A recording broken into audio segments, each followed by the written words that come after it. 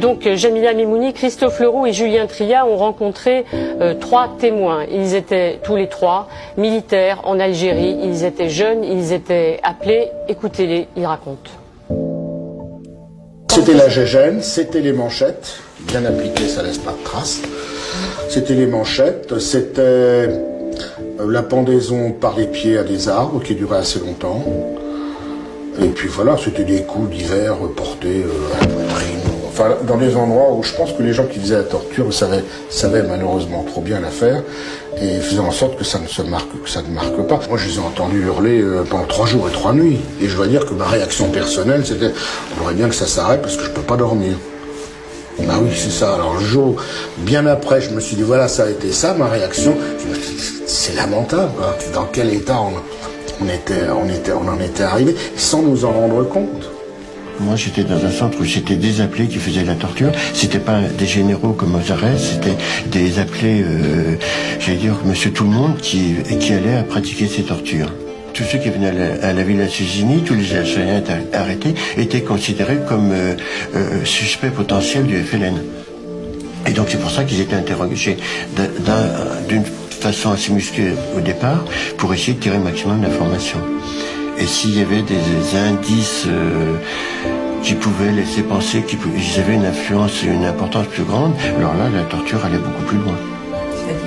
C'est-à-dire qu'elle pouvait aller jusqu'à l'évanouissement dans la salle de torture, aussi bien pour les hommes que pour les femmes, et par les différents traitements qui duraient des heures et des heures, et répétés plusieurs fois dans la journée, plusieurs jours de suite.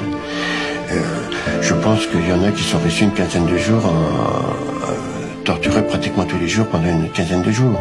Eh ben, on dit à quelqu'un qu'on va aller chercher du bois dans la montagne ou dans la forêt, et puis on part chercher du bois, donc le prisonnier devant, et puis d'autres qui suivent, et puis à un moment donné, il est exécuté dans le dos, ce qui est très courageux de la part de ceux qui l'exécutent. Voilà, c'est aussi simple que ça, et ça permet en même temps de déguiser dans une déclaration de gendarmerie, ce qui était ce cas-là, au cours d'une corvée de bois dans la montagne. Je me rappelle presque mot pour mot de la déclaration que j'ai faite moi, au cours d'une corvée de bois dans la montagne. Le hors-la-loi tentait de s'échapper, nous l'avons poursuivi, avons dû l'abattre. Je me suis reproché longtemps de ne pas avoir bougé. Mais bouger contre qui? Contre ma hiérarchie, seul, que vous voulez que je fasse? C'est un peu bête, mais c'est comme ça.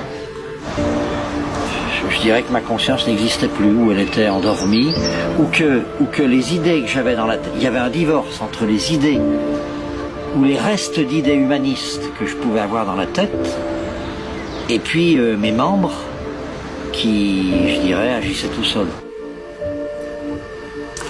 C'est vraiment quelque chose qu'on n'oublie pas aujourd'hui. Et ces scènes, elles sont présentes. Elles sont... C'est comme... Il y a toute une série de scènes, c'est comme si c'était hier.